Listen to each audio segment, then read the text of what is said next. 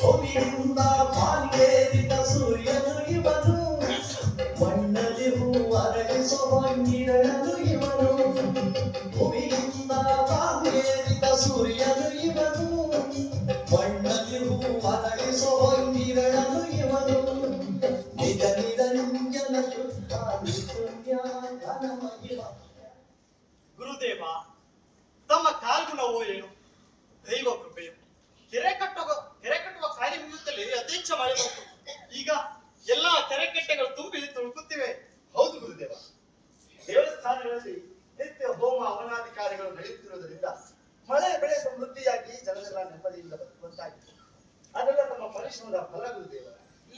ನಿಮಗೆ ಹುಟ್ಟುವ ಮಗನಿಂದ ಈ ಸೊನ್ನಲಿಗೆ ಅಭಿನವ ಶಿಶೀಲವಾಗಬಹುದು ಎಂದು ಹೇಳಿದ ಗುರು ರೇವಣ ಸಿದ್ಧರ ಮಾತು ಸತ್ಯವಾಗಿದೆ ಪ್ರಭು, ಸತ್ಯವಾಗಿದೆ. ಭವ್ಯವಾದ ದೇವಾಲಯಗಳು, ಕೆರೆ ಕಾಲುವೆ, ಅನ್ನ ಛತ್ರ ಅರವಟ್ಟಿಕೆಗಳು, ಗಿಡ ಮರಗಳನ್ನು ನೆಡುವುದು, ಗುರುಕುಲಗಳು ಇಷ್ಟಾದರೆ ಸಾಲದು. ಇನ್ನೂ ಆಗಬೇಕಾದ ಕೆಲಸ ಕಾರ್ಯಗಳು ಸಾಕಷ್ಟಿವೆ. ಬಂದ ಭಕ್ತರಿಗೆ ಉಳಿದುಕೊಳ್ಳಲು ಸುಸಜ್ಜಿತ ವಸತಿ ಸೌಲಭ್ಯವಾಗಬೇಕು.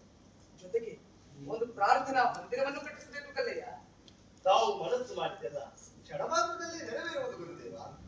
ತಾವು ಹೇಳುವ ಕಾರ್ಯವನ್ನು ಶ್ರದ್ಧೆಯಿಂದ ನಿರ್ವಹಿಸುವ ಭೂಮಿ ಜನಾಂಗದವರು ಸಾಕಷ್ಟಿದ್ದಾರೆ. ಮಹಾರಾಣಿ ಚಾಮರಾದೇವಿಯವರು ತಮ್ಮ ಎಲ್ಲಾ ಕಾರ್ಯಗಳಿಗೆ ಸಹಾಯವನ್ನು ಮಾಡುತ್ತಲೇ ಇದ್ದಾರೆ. ಸೊನ್ನಲಾಪುರ ಭೂಕೈಲಾಸ ಎನ್ನುವ ಪ್ರಖ್ಯಾತಿ ಪಡೆಯುತ್ತಿದೆ. ಇಷ್ಟಾದರೆ ಸಾಲದು ಕಲ್ಲಯ್ಯ. ಅಂಧಶ್ರದ್ಧೆ, ಅಜ್ಞಾನ, ಮೌಢ್ಯದ ಕೂಪದಲ್ಲಿ ಮುಳುಗಿರುವ ನಮ್ಮ ಜನರ ಮನದಲ್ಲಿ ಜ್ಞಾನದ ಬೀಜಗಳನ್ನು ಬಿತ್ತುವ ಕಾರ್ಯ ನಡೆಯಬೇಕಾಗಿದೆ. ಇಲ್ಲದಿದ್ದರೆ ಭಕ್ತಿಯ ಬಣದಲ್ಲಿ ಮೌಢ್ಯ ಆವರಿಸಿ ಜನರು ತಮ್ಮ ತಮ್ಮ ಕಾಯಕವನ್ನೇ ಮರೆಯುವಂತಾಗಬಹುದು. ಹೌದು ಗುರುದೇವ. ಕಲೆಯನವರೇ, ನಡೀರಿ.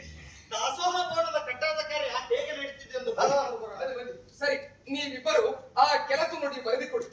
ನಾವಿನ್ನು ದೇವಸ್ಥಾನದ ಕಂಬಗಳ ಕಾರ್ಯವನ್ನು ನೋಡಬೇಕಾಗಿದೆ. ಹೋಗಿಬೇಕು.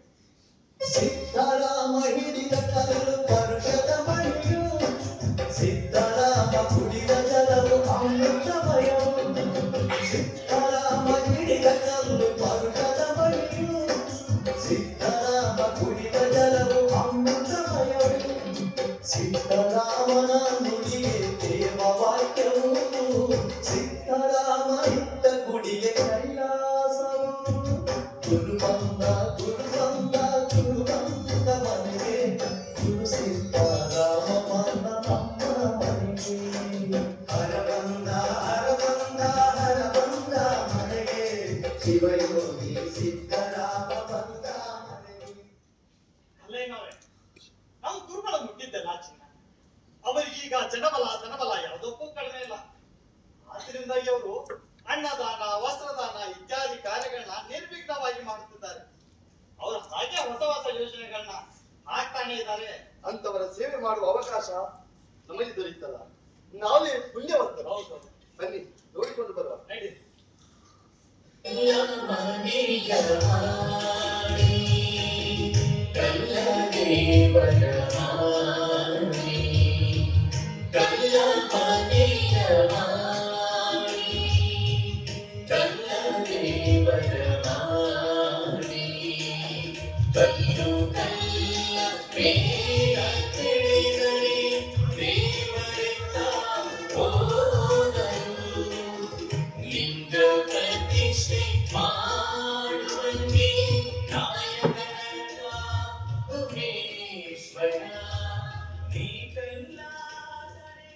ಅಗೋ, ಯಾರೋ ಸಾಧುಗಳು ಬಂದ ಹಾಗಿದೆ.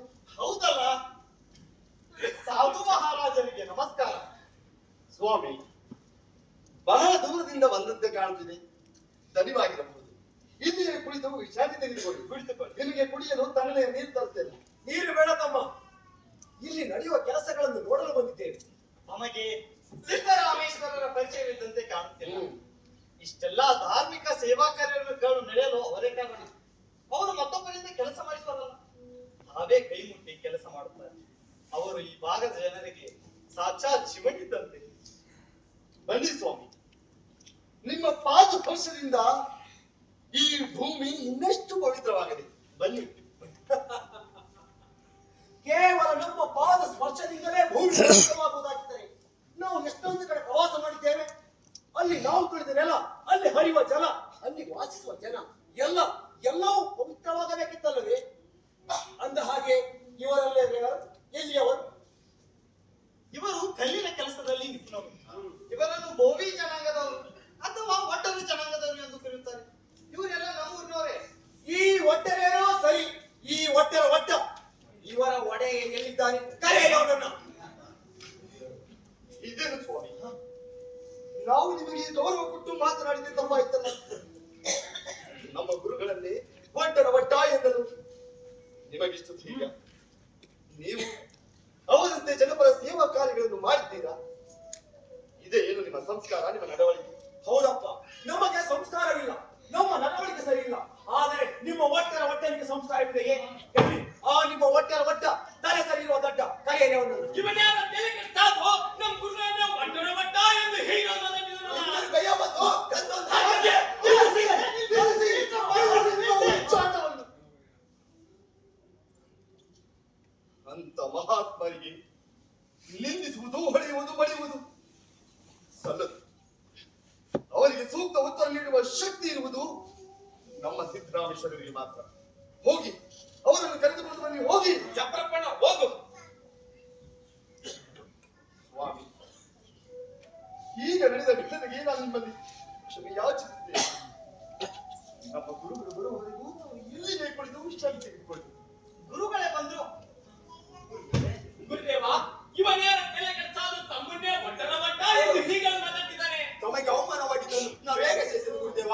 ಅವನಂತ ಕಲ್ಲು ಬಿರಿದರೆ ಅವನ ದೇಹಕ್ಕೆ ಒಂದು ಕಲ್ಲು ತಾಗಲಿಲ್ಲ. ಅದು ವಯಸ್ಸಲ್ಲಿರೋ ಬಾಯಾಗಿ ಗುರುಗಳೇ.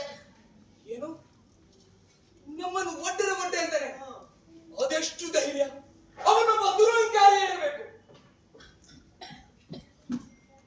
ನೀವೇನು ನಮ್ಮನ್ನು ಒಡ್ಡರ ಒಡ್ಡೆ ಅಂದದ್ದು? ಹೌದು, ನಾನು ಒಡ್ಡರ ಒಡ್ಡನೆ.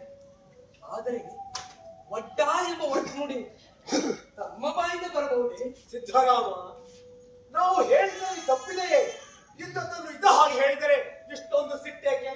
ಇಲ್ಲಿ ಆಗುತ್ತಿರುವ ಜನಪರ ಸೇವಾ ಕಾರ್ಯಗಳು ನಮ್ಮ ಕಣ್ಣಿಗೆ ಕಾಣುತ್ತಿಲ್ಲವೇ? ದೇವಾಲಯ, ಕೆರೆಕಟ್ಟೆ ಕಟ್ಟುವುದು, ಹೂದೋಟ ಮಾಡುವುದು, ಇಲ್ಲಿಗೆ ಬಂದ ಜನರಿಗೆ ಅನ್ನ ಛತ್ರ, ವಸತಿ ಸೌಲಭ್ಯ ಕಲ್ಪಿಸುವುದು ಒಡ್ಡರ ಕಾರ್ಯವೇ? ಸಿದ್ಧರಾಮ, ನೀನು ಬರೀ ಕರ್ಮಯೋಗಿ ಆದರೆ ಸಾಕೆ, ಶಿವಯೋಗಿ ಆಗುವುದು ಯಾವಾಗ? ದೇವಾಲಯ ಕಟ್ಟಿಸಿ ಅರವಟ್ಟಿಗೆ ನಿರ್ಮಿಸಿ ಅದರಿಂದ ಜನರ ಮೆಚ್ಚುಗೆ ಪಡೆಯುವುದು ಶಿವಯೋಗ್ಯ ಕಾರ್ಯವೇ. ಅನ್ನವನಿಕ್ಕಿ ನೊಂದಿಯ ನುಡಿದು ಅರವಟ್ಟಿಗೆ ನಿಕ್ಕಿ ಕೆರೆ ಕಟ್ಟಿದಳೆ. ಮರಣದಿಂದ ಮೇಲೆ ಸ್ವರ್ಗ ಉಂಟಲ್ಲದೆ ಶಿವನಿಂದವು ಸಾಧ್ಯವಾಗದು. ಗುಹೇಶ್ವರನ ಹರಿದ ಶರಣಂಗೆ ಆ ಫಲವೂ ಇಲ್ಲ. ಜನಪರ ಸೇವಾ ಕಾರ್ಯ ಮಾಡುವುದು ಶಿವಲ್ಲವೇ? ಸಿದ್ದರಾಮೇಶ್ವರನಿಗೆ ಜಯವಾಗಲಿ! ಸಿದ್ದರಾಮೇಶ್ವರನಿಗೆ ಜಯವಾಗಲಿ! ನೋಡಿದೆಯಾ ಸಿದ್ಧರಾಮ, ಜಯಕಾರದ ನಡುವೆ ಮನುಷ್ಯ ಕಳೆದು ಹೋಗಬಾರದು, ಕರಗಿಯೂ ಹೋಗಬಾರದು. ಕೀರ್ತಿಯ ಶರೀರ ನೋಡು ಸಿದ್ಧರಾಮ, ನಾವು ಸಹ ಒಂದು ಕೆರೆ ಕಟ್ಟಿದ್ದೇವೆ. ಏನು, ನೀವು ಕೆರೆ ಕಟ್ಟಿದ್ದೀರೇನು? ಹೌದು, ಎಲ್ಲಿದೆ ಆ ಕೆರೆ? ತನುವೆಂಬ ಏರಿಗೆ ಮನವೆಂಬ ಕಟ್ಟೆ ಮಾಡಿ ಬಲಿದು ಷಡ್ತಿಪ ಭಕ್ತಿಯ ಸೋಪಾನದಿಂದ ಪರಮಾನಂದವೆಂಬ ಜಲ ತುಂಬಿ ಕೆರೆ ಕಟ್ಟ ಬಲ್ಲವರ ನಾಗಾಣೆ. ನಾವು ಕಟ್ಟಿದ ಕೆರೆ ಸ್ಥಿರವಾಯಿತು ಮಹೇಶ್ವರ, ನಿಮ್ಮ ಮಾಡೆ. ಹಾಗಾದರೆ ಶಿವಯೋಗಿಯ ಲಕ್ಷಣಗಳೇನು? ತಾವು ಶಿವಯೋಗಿಗಳೇ? ದೇಹವೇ ದೇವಾಲಯ, ಸ್ಥಾವರ ಕಳಿವುಂಟು ಜಂಗಮ ಕಳಿವಿಲ್ಲ ಎನ್ನುವುದು ಶಿವಯೋಗ್ಯ ಮೊದಲ ಲಕ್ಷಣ. ಹೋಮ ಹವನ ಇತ್ಯಾದಿ ಕರ್ಮಗಳು ಶಿವಯೋಗ್ಯ. ನೀನು ಲೋಕೋದ್ಧಾತ ಪ್ರಮೇಯಲ್ಲಿ ಲೋಕದ ಜನ ಜಯಕಾಲದಲ್ಲಿ ಮುಳುಗಿ ಹೋಗಿರು. ಲೋಕ ಕಲ್ಯಾಣದ ಜೊತೆಯಲ್ಲಿ ಆತ್ಮ ಕಲ್ಯಾಣವೂ ಆಗಬೇಕಲ್ಲವೇ ಸಿದ್ಧರಾಮ? ಅಂದ ಹಾಗೆ ನಿನಗೆ ನಿನ್ನ ಆತ್ಮ ಕಲ್ಯಾಣದ ಬಗ್ಗೆ ಅರಿಯಲು ಅವಕಾಶವಾಗಿದೆಯೇ? ನೀವಂದಂತೆ ನಾನು ಜನರ ಜೈಕಾರದಲ್ಲಿ ಮುಳುಗಿ ಹೋಗಿಲ್ಲ. ಲೋಕ ಕಲ್ಯಾಣದಲ್ಲಿ ಆತ್ಮ ಕಲ್ಯಾಣ ಮರೆತಿದ್ದೇನೆ ಎಂಬ ಅರಿವು ಈಗ ಆಗಿದೆ. ಆತ್ಮ ಕಲ್ಯಾಣದ ಮಾರ್ಗವನ್ನು ಕಂಡುಕೊಳ್ಳಬೇಕಾಗಿದೆ. ದಯಮಾಡಿ ತಾವು ಯಾರು, ಎಲ್ಲಿಂದ ಬಂದಿದ್ದೀರಿ, ತಮ್ಮ ಉದ್ದೇಶ ಏನು ಎಂದು ಕೇಳಬಹುದೇ? ಅದಕ್ಕೇಕೆ ಸಂಕೋಚ ಸಿದ್ಧರಾಮ? ನಾವು ಕಲ್ಯಾಣ ನಾಡಿಂದ ಬಂದಿದ್ದೇವೆ. ಕಲ್ಯಾಣ ನಾಡು? ತಮ್ಮ ಹೆಸರು? ನಮ್ಮನ್ನು ಅಲ್ಲಮ್ಮ ಎನ್ನುವರು. ಅಲ್ಲಮ್ಮ, ಅಲ್ಲವು ಪ್ರಭು, ಅಲ್ಲವು ಪ್ರಭುದೇವ. ಕಲ್ಯಾಣ ನಾಡು ಅನುಭವಿ ವ್ಯೋಮ ಮೂರ್ತಿ, ಅನುಭವ ಮಂಟಪದ ಅಧ್ಯಕ್ಷ. ಎಲ್ಲ ತಿಳಿದಿರುವ ನೀನು ಪೂಜಿಸಬೇಕಾದ ದೇವರು ಗುಡಿಯಲ್ಲಿರುವ ಸ್ಥಾವರ ಪ್ರತಿಮೆನಲ್ಲ. ಅದಕ್ಕೆ ಹೋಮಾದಿ ಕ್ರಿಯೆಗಳನ್ನು ಮಾಡಬೇಕಿಲ್ಲ. ಜೀವವಿಲ್ಲದ ಪ್ರತಿಮೆಗಳಿಗೆ ಅಭಿಷೇಕ ಮಾಡಿದರೆ ಕಾಯಿ ಪಡೆದರೆ ಅದೆಂದೂ ಸಹ ನಿನ್ನ ಅಂತರಂಗದ ಕತ್ತಲೆಯನ್ನು ಕಳೆಯುವುದಿಲ್ಲ. ಅಂತರಂಗದ ಕತ್ತಲನ್ನು ಕಳೆಯುವುದಿಲ್ಲ ನಿಜ. ಅದನ್ನು ಕಳೆಯಲು ಏನು ಮಾಡಬೇಕು? ಅಂತರಂಗದ ಕತ್ತಲೆಯನ್ನು ಕಳೆಯಬೇಕಾದರೆ ನಾವು ಹೇಳಿದಂತೆ ಅಂತರಂಗದಲ್ಲಿ ಕೆರೆ ಕಟ್ಟಬೇಕು. ಆಗ ನಿನ್ನಲ್ಲಿ ಅಹಂಕಾರ ನಾಶವಾಗಿ ವಿನಯ, ವಿವೇಕ, ಆತ್ಮ ಕಲ್ಯಾಣವಾಗಲು ಸಾಧ್ಯವಾಗುವುದು. ನನ್ನನ್ನು ಕ್ಷಮಿಸಿ ಪ್ರಭು. ನನಗೆ ಆತ್ಮ ಕಲ್ಯಾಣದ ದಾರಿ ತೋರಿಸಿ ಕಾಪಾಡಬೇಕೆಂದು ಪ್ರಾರ್ಥಿಸಿಕೊಳ್ಳುವೆ. ಮತ್ತೆ ನಾನು ಕತ್ತಲೆ ದಾರಿಯನ್ನು ತುಳಿಯಲಾರೆ. ನನಗೆ ಬೆಳಕಿನ ದಾರಿಯನ್ನು ತಾವೇ ತೋರಿಸಬೇಕು. ಸಿದ್ಧರಾಮ, ನಿನಗೆ ಬೆಳಕಿನ ದಾರಿ ಬೇಕೆಂದರೆ ನೀನು ಕಲ್ಯಾಣಕ್ಕೆ ಬರಬೇಕು. ಕಲ್ಯಾಣ? ಹೌದು, ಅಲ್ಲಿ ಬಸವಣ್ಣ, ಚನ್ನ ಬಸವಣ್ಣ, ಅಕ್ಕಮಹಾದೇವಿ, ಮಡಿವಾಳ ಮಾಚಯ್ಯ, ಡೋಹಾರ ಕಕ್ಕಯ್ಯ, ಸತ್ಯಕ್ಕ ಸಂಕವೆ, ಹೀಗೆ ಅನೇಕ ಶರಣೆಯರ ಬದುಕೆ ನಿನಗೆ ಬೆಳಕಾಗುವುದು. ಧನ್ಯನಾದ ಪ್ರಭು.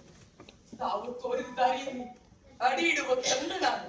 ತಾವು ಕರೆದಲ್ಲಿಗೆ ಬರುವೆ. ಹಾಗಾದರೆ ಬಾ ಸಿದ್ದರಾಮ ನಮ್ಮೊಂದಿಗೆ ಕಲ್ಯಾಣಕ್ಕೆ. ಧನ್ಯನಾದ ಪ್ರಭು. ಕಲ್ಯಾಣಕ್ಕೆ ಕೈಲಾಸವೆಂಬ ನುಡಿಹಸನಾಗಿತ್ತು.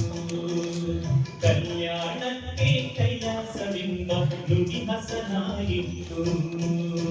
ಒಳಗೂ ಕಲ್ಯಾಣ, ಹೊರಗೂ ಕಲ್ಯಾಣ, ಒಳಗೂ ಕಲ್ಯಾಣ. ಹೇಳಿದೆಯಾ ಸಿದ್ದರಾಮ? ಕಲ್ಯಾಣವನ್ನು ಕುರಿತು ಮಹಾದೇವಕ್ಕನವರು ಹಾಡಿದ ವಚನವಿತ್ತು. ಶರಣರು ಪೌರಾಣಿಕ ಕೈಲಾಸವನ್ನು ನಂಬಿದವರಲ್ಲ. ಶರಣರಿಗೆ ಕಲ್ಯಾಣವೇ ಕೈಲಾಸ. ಶರಣರು ಒಳ ಹೊರಗೆ ಕಲ್ಯಾಣ ಮಾಡಿಕೊಂಡವರು. ಇದಕ್ಕೆಲ್ಲ ಕಾರಣರಾದವರು ಬಸವಣ್ಣನವರು. ಹೌದು, ಅಂತಹ ಬಸವಣ್ಣನವರನ್ನು ಎಂದು ಕಾಣುವೆನೋ ಎಂಬ ತವಕದಲ್ಲಿ ಮಹಾದೇವಿ ಅಕ್ಕನವರು ಹಾಡಿದ ವಚನವಿತ್ತು. ಶಿವಭಾವದ ಕಲ್ಯಾಣ. ನನಗೂ ಬಸವಣ್ಣನವರನ್ನು ಕಾಣುವ ತವಕ ಹೆಚ್ಚುತ್ತಿದೆ ಪ್ರಭು. ಶರಣು ಶರಣ, ಕಲ್ಯಾಣದ ಮಹಾಮನೆಗೆ ನಮಗೆ ಸ್ವಾಗತ.